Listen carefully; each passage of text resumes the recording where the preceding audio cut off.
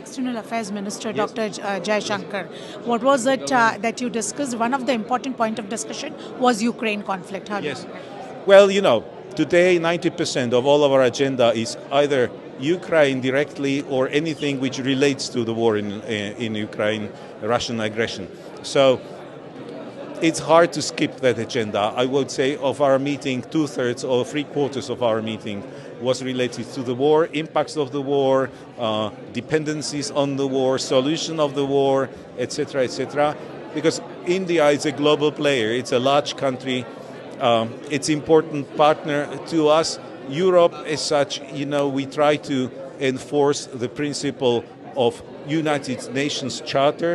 India here it's on our side because rule-based world, predictable world based by law, it's interest of India as well. You don't want your borders to be violated as well as we don't. So this was a large part of our discussion. And then we had also bilateral talk because we have a long heritage. I learned that before the World War II, Maharajas were traveling to Slovak's past. This was very popular. And also in 1938, which is very good, Prime Minister Nehru was visiting Czechoslovakia, and he warned the world against Hitler's invasion.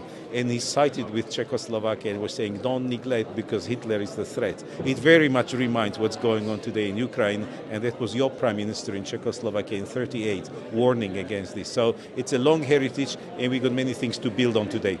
So a cultural exchange was also done? Yes, we signed the agreement on cultural exchange. We had talks on possible defense cooperation.